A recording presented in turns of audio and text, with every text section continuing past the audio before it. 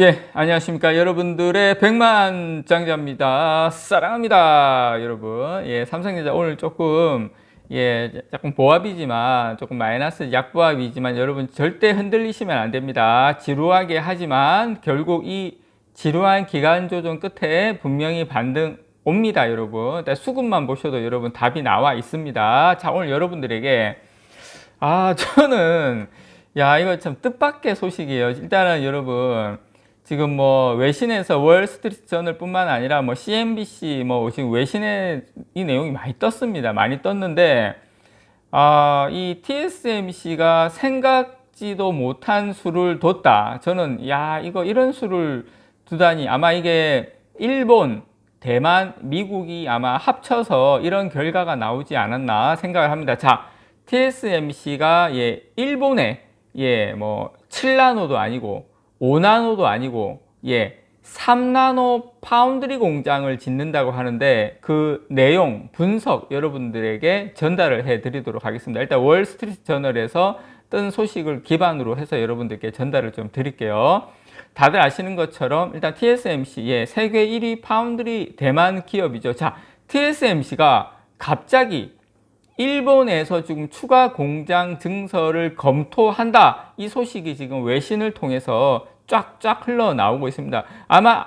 대만의 디지타임스도 이 이야기가 없는데 미국에서 먼저 소식이 들렸다는 것은 대만과 미국 간의 아마 협력에 의해서 일본이 요청했을 수도 있고요. 저는 그런 여러 가지 복합적인 관계가 형성이 됐다. 그리고 저는 제가 3나노와 2나노에서 분명히 대형 고객사하고 어떤 그 유치전에서 삼성과 어떤 대만의 어떤 그 TSMC의 경쟁이 치열할 거다 이야기를 말씀을 드렸는데 아마 미국 기업, 미국 정부에서 너희들 대만에 우리가 3나노 불안해. 다른 곳으로 옮겨. 이런 모종의 거래, 모종의 약간 좀 뭐 협박이면 협박, 내피셜입니다, 여러분. 있었지 않았나 이렇게 생각합니다. TSMC가 여러분, 참고로 여러분, 지금 TSMC가 2024년 말부터 가동될 예정인 일본의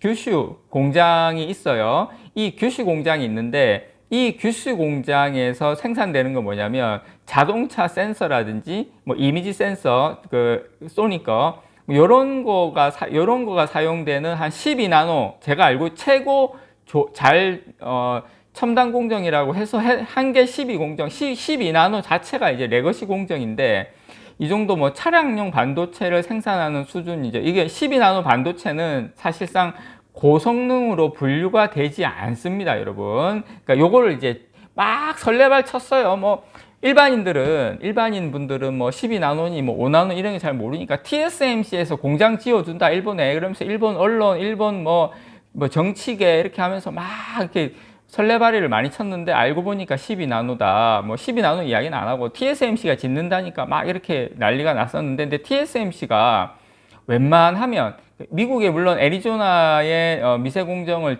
짓기는 합니다. 제가 알고 있기는 5나노예요.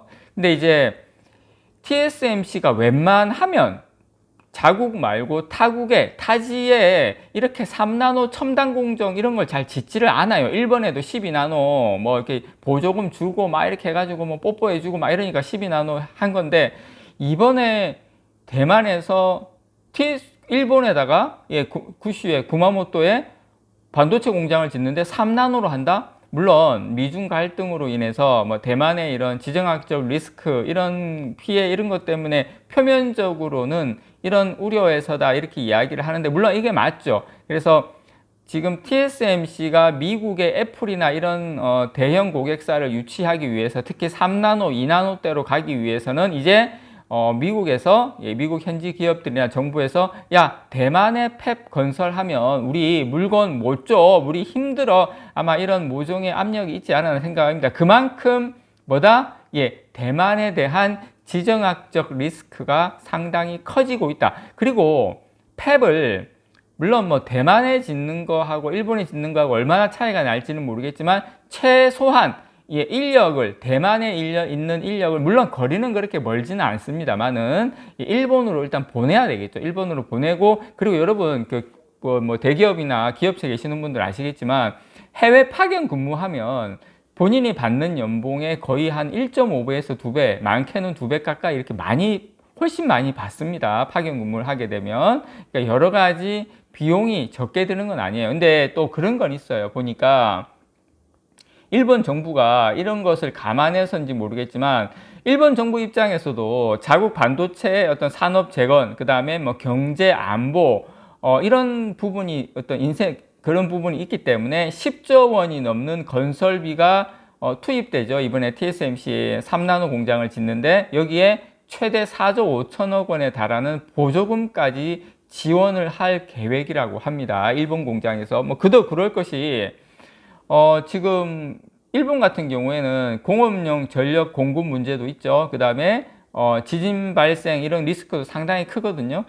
그래서 공장 짓는 건설에 일본에 짓는 비용이 좀 많이 듭니다. 그래서 지금 이런 것까지 고려하지만 그렇다 하더라도 일본에 짓는 건 막대한 보조금이 같이 아마 이렇게 되기 때문에, 그래서 일본과 대만과 미국의 합작품이지 않나 그렇게 좀 생각을 합니다.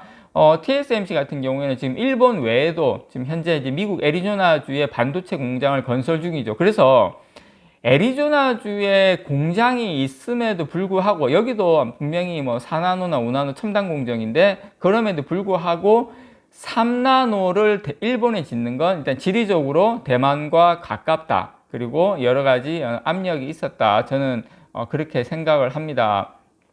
예.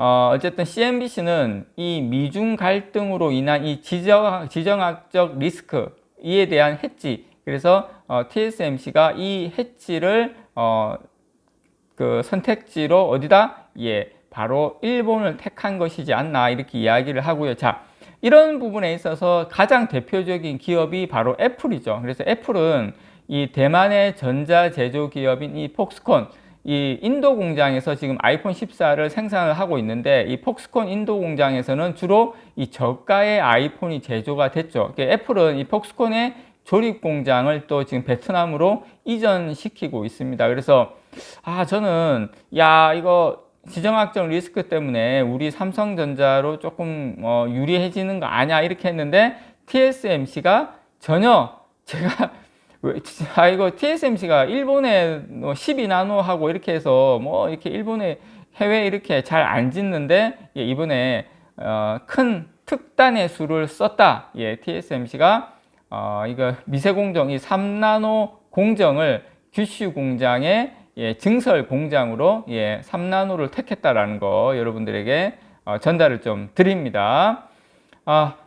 지금 일본이 지진하고 이런 리스크가 상당히 이것도 여기도 큰데 이게 일본이 여러분 반도체 공장을 짓기에는 사실 이렇게 적합한 장소는 아니에요. 특히 초미세 공정인 파운드리, 왜냐하면 이게 지진이 일어나고 나면 물론 뭐 지진 대비는 하겠지만 저는 이게 물론 뭐 TSMC 입장에서는 어쩔 수 없는 선택이긴 하지만 일본 지진 하여튼 뭐 그렇습니다. 이상 여러분들의 백만장자였습니다. 사랑합니다, 여러분.